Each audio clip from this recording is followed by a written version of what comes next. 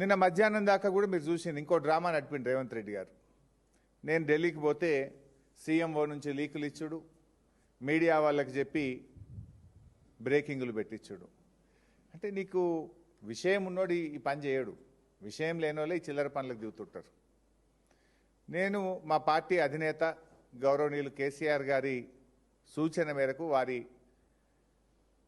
చెప్పిన పని కోసం రవిచంద్ర ఎంపీ గారు, నేను, వినోద్ కుమార్ గారు మేము ముగ్గురం ఢిల్లీకి పోయినాం. దట్స్ ఓపెన్గా శంషాబాద్ ఎయిర్పోర్ట్ నుంచే పోయినాం ఢిల్లీకి. దాంట్లో పెద్ద సీక్రెట్ లేదు, అంతకంటే రహస్యము లేదు. సరే, కాళేశ్వరంకి సంబంధించిన కేసు రేపు జడ్జిమెంట్ ఉంది. సహజంగానే ధర్మం మీద న్యాయం మీద మాకు నమ్మకం ఉంది. డెఫినెట్గా మేము గెలుస్తామనేటువంటి విశ్వాసం మాకు ఉంది. సరే, గెలిస్తే రాష్ట్ర ప్రభుత్వం సుప్రీంకోర్టుకు పోతే మేము కేవిట్ వేసుకోవాలి. పొరపాటున మేము గెలవలేదు, మేము సుప్రీంకోర్టులో ఫైల్ చేసుకోవాలి. దానికి కూడా సీనియర్ న్యాయవాదులు ఎంగేజ్ చేసుకోవాలి. ఒక రాజకీయ పార్టీగా నీ కుట్రలు, నీ అక్రమ కేసులను డెఫినెట్గా ఎదుర్కోవడానికి న్యాయ వ్యవస్థలో మాకుండే అవకాశాలని మేము చేసుకుంటాం. అదేవిధంగా మీ రాహుల్ గాంధీ ఏమో రాజ్యాంగాన్ని చేతిలో పట్టుకొని నేనే రాజ్యాంగ పరిరక్షణ లెక్క ఆయన పోజులు ఇస్తాడు. నువ్వేమో రాజ్యాంగ భక్షకుడివి, బీఆర్ఎస్ ఎమ్మెల్యేలను లాక్కుంటివి.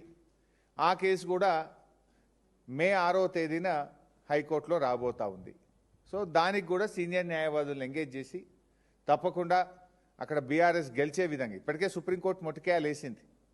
సరే, అది ఎంత దుర్మార్గంగా ఉందంటే కాంగ్రెస్ పార్టీ బీఫామ్ మీద ఎంపీగా పోటీ చేసి నేను ఇంకా బీఆర్ఎస్లే ఉన్నానని ఎమ్మెల్యే చెప్పడం ఒక నేరం అయితే, ఇంకా స్పీకర్ గారు అయితే లేలే ఆయన బీఆర్ఎస్లే ఉండడానికి స్పీకర్ తీర్పు ఇవ్వడం ఇంకా ఘోరం. సరే, వీటన్నిటి సంగతి కూడా రేపు న్యాయస్థానాల్లో తప్పకుండా మేము గెలుస్తాం, మాకు నమ్మకం ఉంది. దానికి సంబంధించి కూడా సీనియర్ న్యాయవాదులను ఎంగేజ్ చేసి ఫర్దర్గా కేసు పర్సుయేషన్ కోసం కూడా మాట్లాడడానికి వెళ్ళాం. వీటితో పాటు మరో ముఖ్యమైన విషయం కూడా ఉంది నిన్న ఢిల్లీకి వెళ్ళిన దాంట్లో. అదేంటి? బ్యాగుల కేసు. బ్యాగుల కేసు ఒకటి ఉంది కదా, ఓట్ ఫర్ నోట్ కేసు. ఆ కేసు కూడా రేపు సుప్రీంకోర్టులో మధ్యాహ్నం 3:30కు వస్తుంది. రేపు మధ్యాహ్నం 3:30కు రేవంత్ రెడ్డి పట్టపగలు 50 లక్షల నగదుతో బ్యాగులతో దొరికిన కేసు రేపు మధ్యాహ్నం 3:30కు సుప్రీంకోర్టులో వస్తుంది.